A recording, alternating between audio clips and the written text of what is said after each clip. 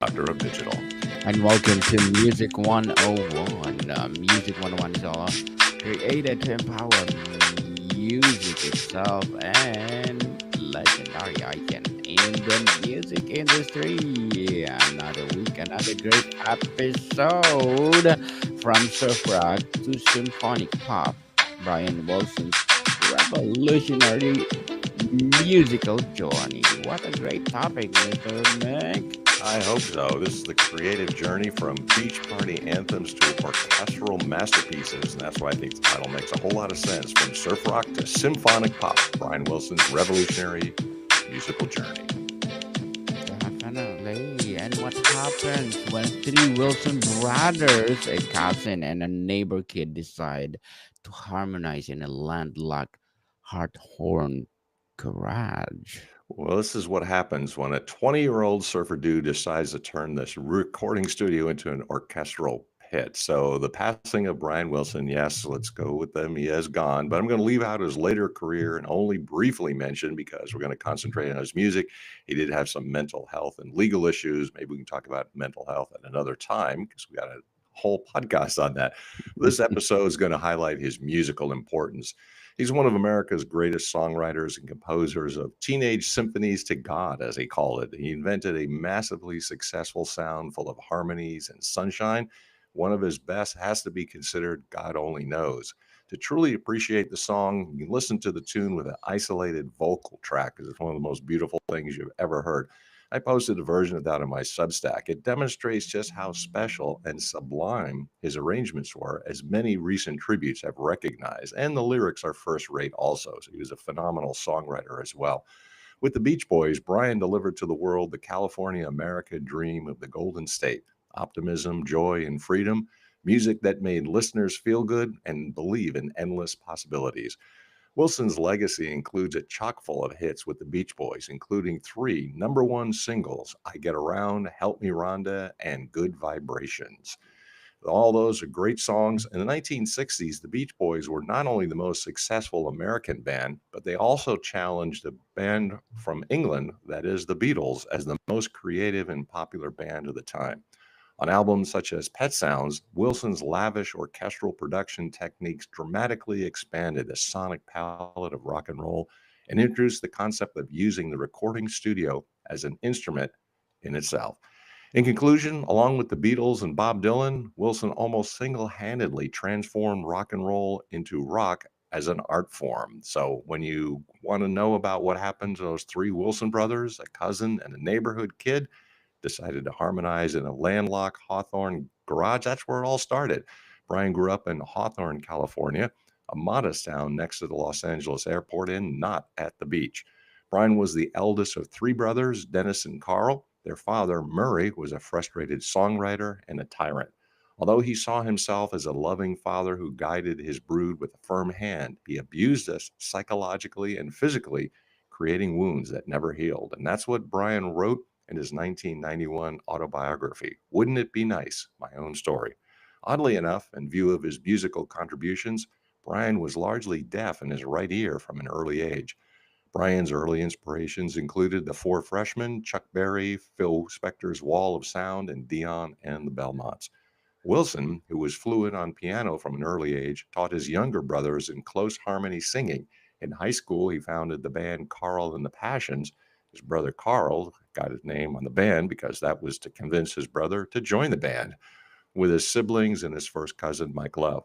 Al Jardine, a Wilson classmate at El Camino College, joined them in their venture, provisionally named the Pendletons after the then popular shirt. In 1961, unbeknownst to his parents who were out of town, Wilson and his bandmates scraped up a few $100s to record the demo of a new song written by Brian about surfboarding, a then current craze that brother Wilson and Dennis Wilson had embraced. Local entrepreneurs Hyde and Dorinda Morgan recut the song Surfin' as a single on their Candix label under the group handle The Beach Boys.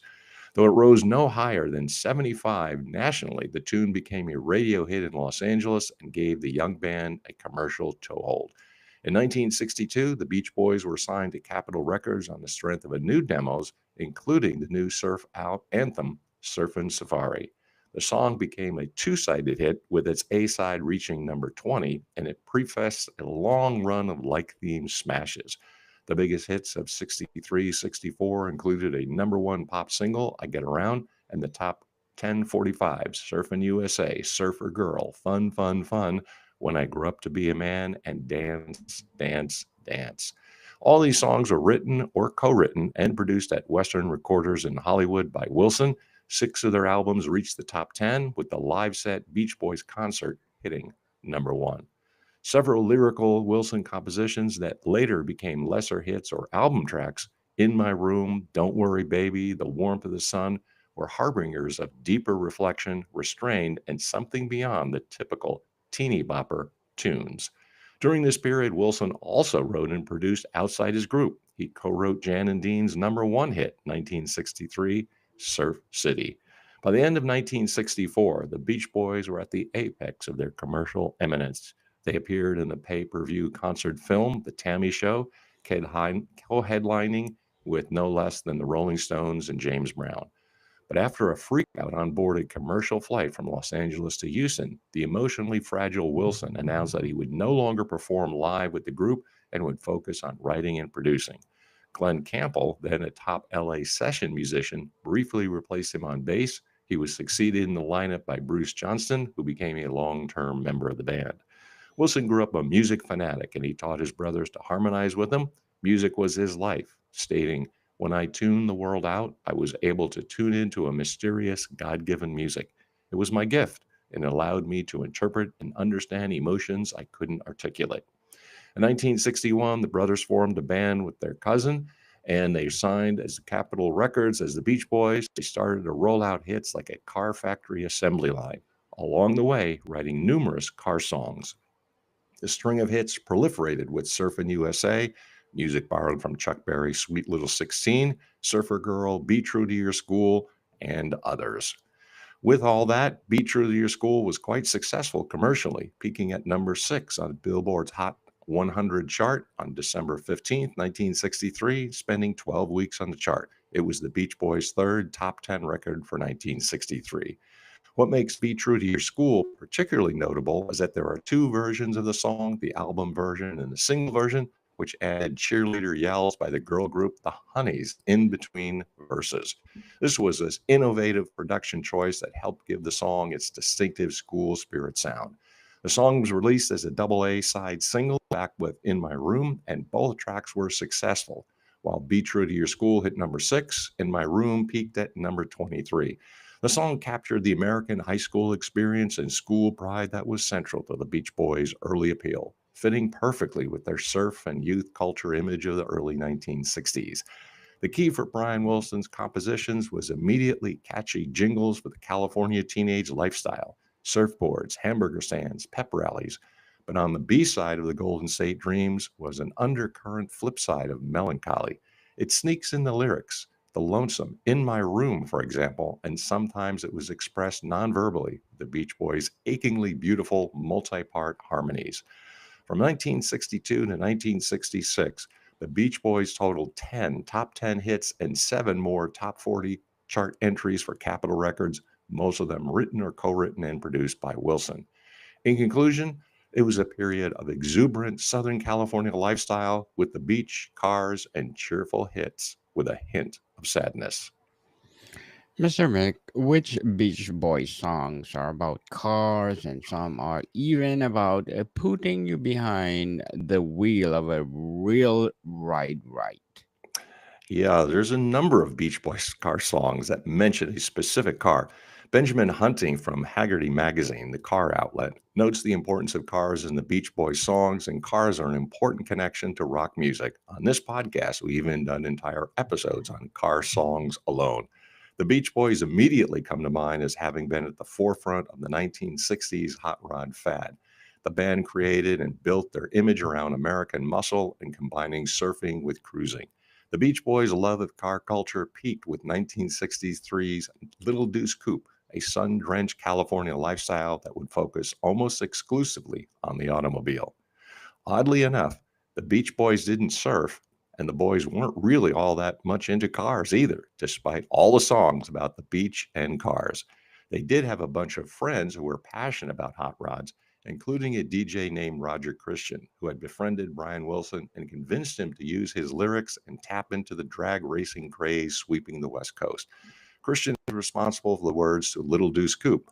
The title, of course, refers to a 32 Ford with its flathead mill that will walk a Thunderbird like she's standing still.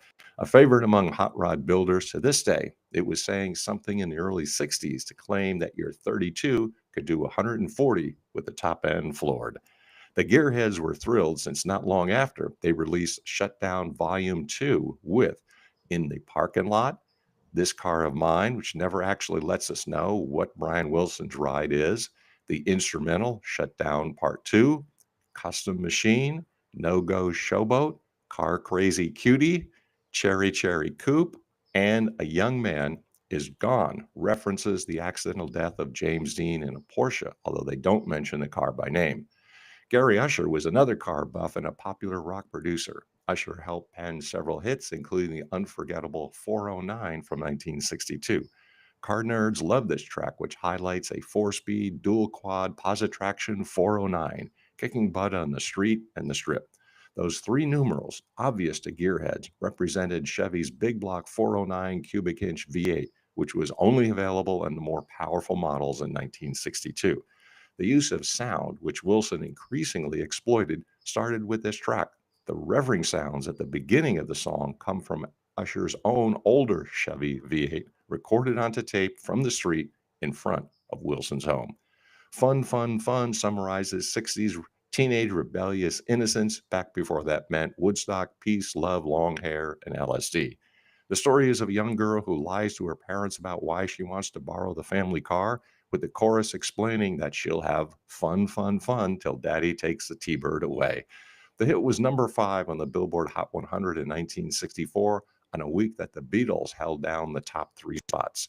Shutdown is a bit racier, no pun intended, but it's a play-by-play street racing duel. Details spill out about driving a fuel-injected Corvette Stingrays that's facing off against a Mopar powered by a 413 Max Wedge with ram air induction and dual quad carbs. To the uninitiated, it might sound like gibberish, but the point is that the competition is driving a powerful muscle car as well. Although the song is about a street battle, the Corvette is on slicks, which would make it run faster, and we're treated to a description of the driver riding the clutch to gain traction while his pressure plates burn it. This was another Roger Christian composition, which explains the nitty gritty details of the other car found throughout. Possibly the Stingray emerged victorious from this particular skirmish, but the song ends before we find out whether the Chevy completely closes the gap or not, unless you want to interpret the final verses, shut it off, buddy, now till I shut you down, as the words of the winner.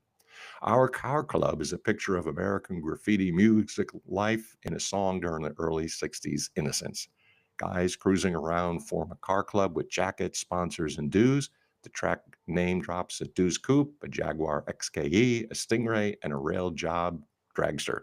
Brags about cutting some low ETs, which means elapsed time, particularly on a drag strip, and hints at the roughest and toughest initiation we can find that will really put you through the grind.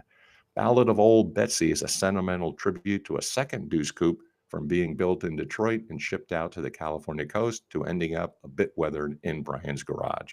It's an emotional bit of doo-wop, although we never find out why she's called Betsy, only that she's been more loyal than any friend could be, and that Betsy's growing old to the point where she's making the singer cry. When some of us think about the car that got away in our youth, maybe that's what Brian meant. Spirit of America is about the Bonneville Salt Flats, land speed records, and one of the quickest cars to ever test the salt flats.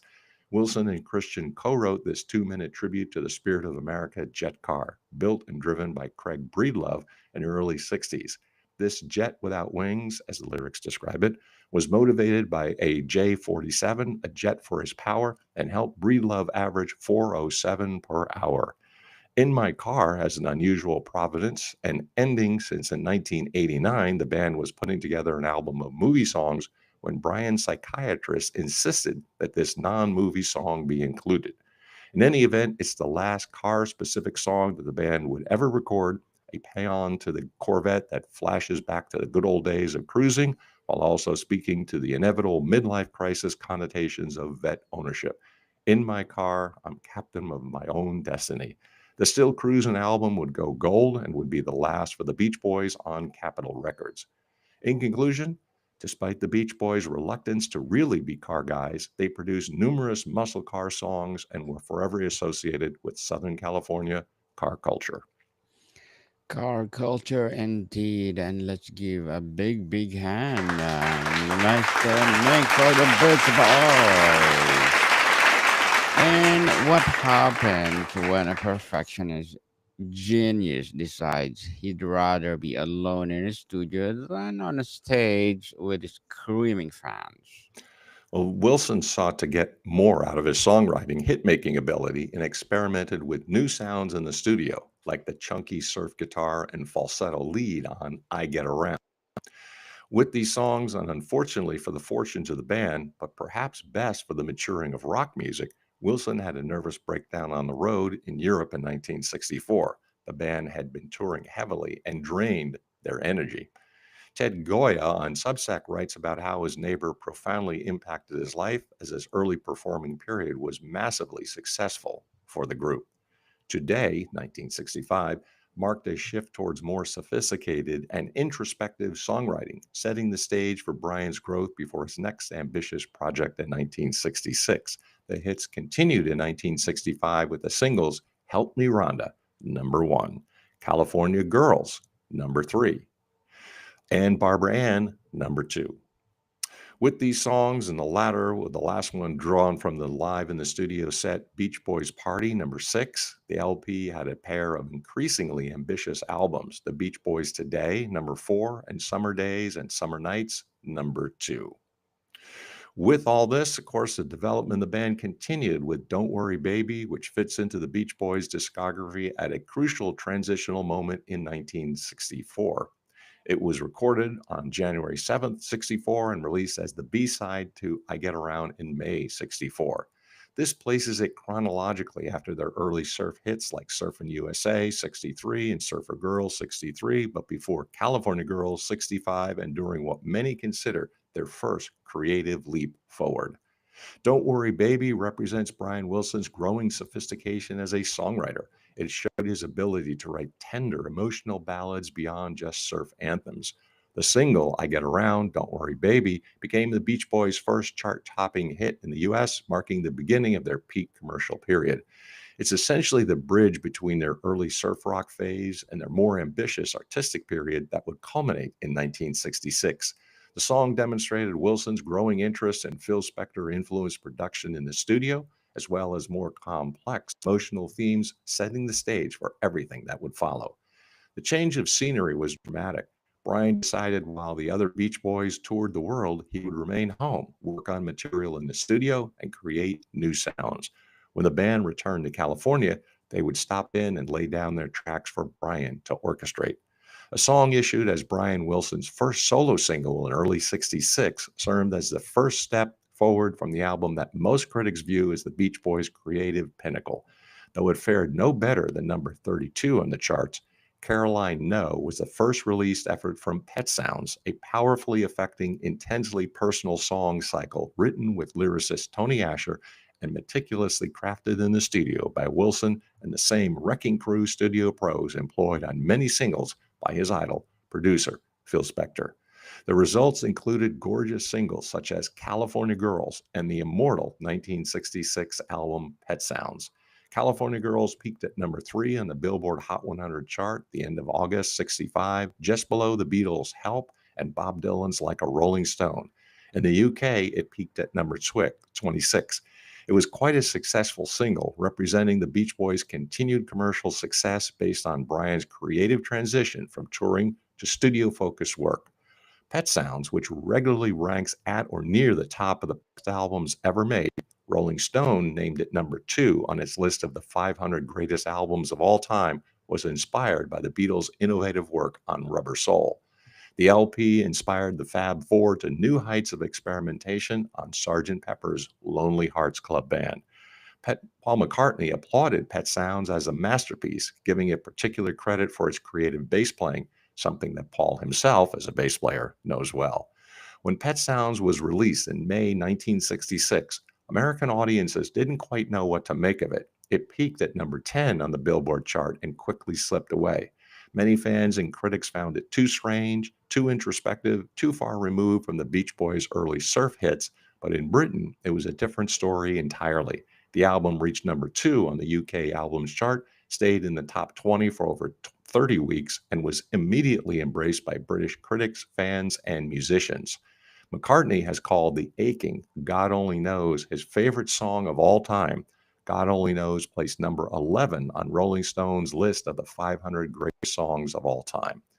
Not everything made it on the record, but some things have slipped out. For example, there is a snippet, 50 seconds of unreleased music from the Pet Sounds sessions, and magically, Brian begins singing at a family event. Others join in, and this is how he creatively embarked on the studio. The album was innovative to the max and was orchestrated with unusual sounds and instruments that included harpsichords, bicycle bells, and barking dogs. The culmination was Wouldn't It Be Nice, with its lyrics yearning to grow into adulthood and love. Though the album produced hits such as Wouldn't It Be Nice, number 8, and Sloop John B, number 3, nonetheless, Pet Sounds was a comparative flop for the band upon its release in May 1966, peaking at number 10. The ambition of the work and bewildered surf rock fans, but critics appreciated the effort. In conclusion, the studio genius of Brian pushed the limits of rock as an art form primarily because of his isolated genius. Genius, genius indeed. Mr. Mick, how do you do when you create a masterpiece and your bandmates think it's weird? Well, the band reacted negatively to the LP masterpiece, and in particular, Mike Love objected to the record, and Wilson even considered releasing it as a solo record. Despite its groundbreaking innovation as a Beach Boys album, it was only middling success in the US, peaked at number 10, the Billboard 200, and remained on the chart for 39 weeks. This was considered disappointing commercially, as it was the first new studio material since their first LP in 1962 that did not achieve gold record status. In the UK, it reached number 2 in the UK Top 40s album chart and remained in the top 10 positions for 6 months. The album was much more successful in the UK, where it was lauded by critics and the Beatles, but the stark contrast between the US number 10 and UK number 2 performance readily illustrates the point about the album's mixed initial reception. It was truly a case of being more appreciated abroad than at home initially. The contrast between the Beatles and the Beach Boys is stark and highlights the cultural shift between 1966 and 1967. Sgt. Pepper's in 1967 was on the US charts at number 1 for 15 weeks straight, and in the UK, number 1 for 27 weeks total. The irony is profound. The Beatles' response to the Beach Boys dominated both sides of the Atlantic for months. It's a perfect example of how innovation doesn't always equal immediate commercial success, and how sometimes the real impact is measured in influence rather than sales. Pet Sounds essentially taught the Beatles and the world how to make Sgt. Pepper's, but the Beatles got the massive commercial payoff that pioneers Wilson's work deserved. Although its influence was huge and it was recognized as an instant classic in the UK, Wilson followed up the Beach Boys with the Beach Boys' finest single, Good Vibrations. 3.5 minutes of orchestration with a complex stack of vocals recorded for 6 months in various studios at a cost that reportedly made it, at that point, the most expensive single ever made in history. The recording costs for Good Vibrations are all staggering for the time.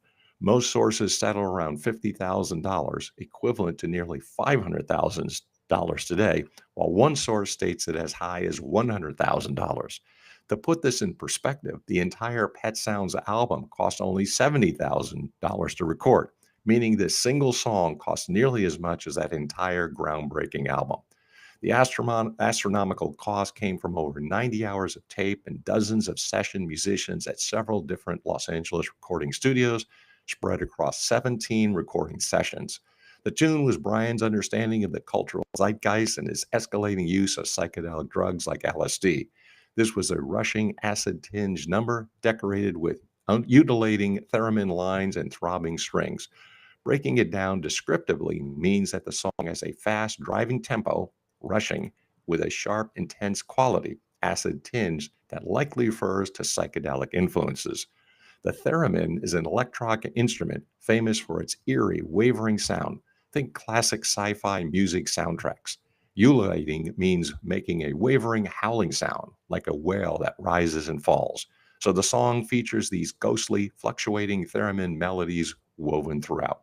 The string section, likely orchestral strings or synthesized string sounds, has a pulsing rhythmic quality that creates a sense of intensity and forward momentum. Overall, this paints a picture of an energetic, somewhat psychedelic or experimental piece of music with driving rhythms, ethereal electronic elements, and dramatic orchestration. The song is entrancingly both exciting and slightly unsettling, the kind of music that might appear in a thriller soundtrack or progressive rock album.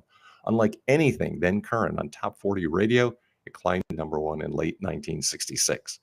Brian was so out of touch, though, in so many ways, and he writes about it on Pet Sounds in I Just Wasn't Made for These Times, a song in that album.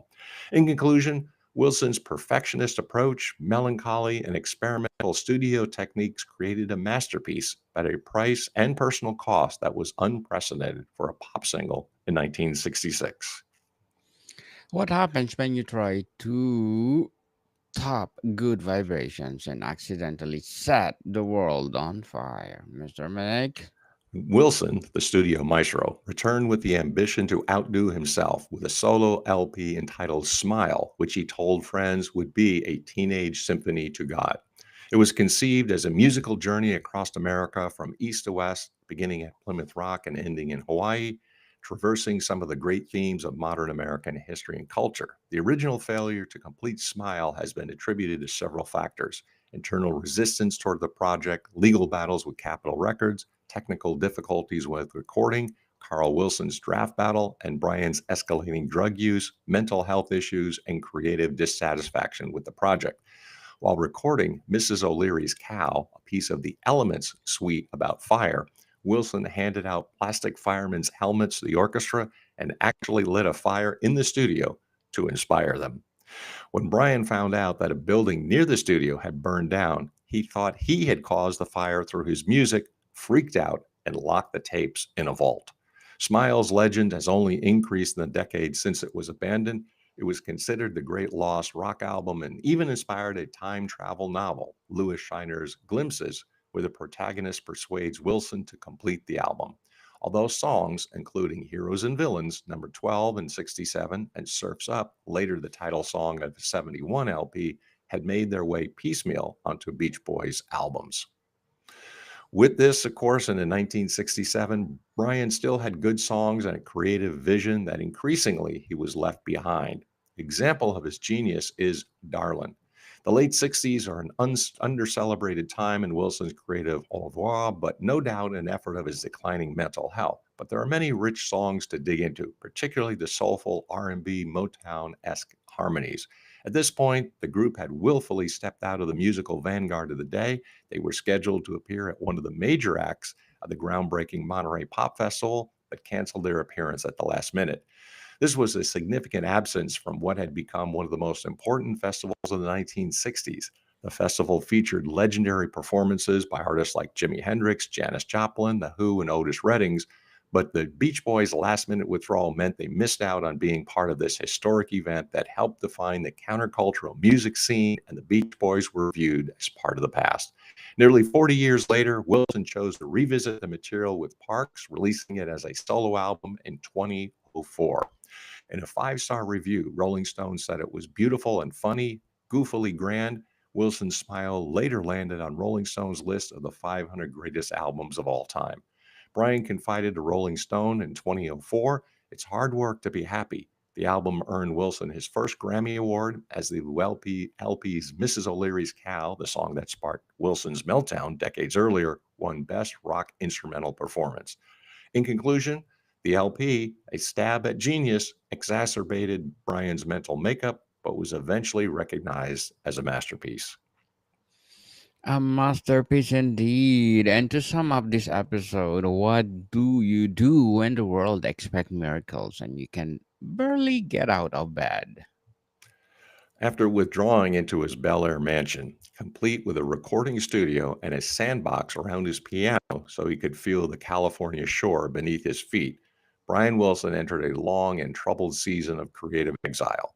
His unfinished masterpiece, Smile, imagined as a teenage symphony to God, became less an album and more a cathedral in ruins, ambitious, sacred, and tragically incomplete. While the other Beach Boys kept touring and selling nostalgia, Wilson remained caught between heaven and heartbreak, composing fragments of transcendence while wrestling with madness. In conclusion, over the years, he returned to the stage, occasionally rejoining the band like a reluctant psalmist dragged back into the temple, still bearing songs too large for radio and too fragile for the world. Yes, and let's give an applause for them because they are one of a kind. Brian Wilson revolutionary musical journey from the sunsooks of rock of the Beach Boys and the intricate orchestral landscape of symphonic pop redefine the boundaries of popular music. Mr. Mike, would you like to plug in something? Sure, if you wouldn't mind, the Doctor of Digital podcast. I'm also the Idea to Author coach. You can find me on Facebook and School. That's SKOOL. Also, I want to thank the publishers of a couple of my volumes, that is Burning America and also On Track, Ian Hunter. Reach out, the Idea to Author coach. Get some more books published. And like what we want to do, more and more reading, more and more books. Yes, indeed. And people, please do listen to our baby podcast, Mental Health 101, because Mental Health 101 is created to have a mental awareness within. So, Mr. Mike, thank you so much for your time. Thank you, my friend. Until next time, day is full. Modicon people, see you soon.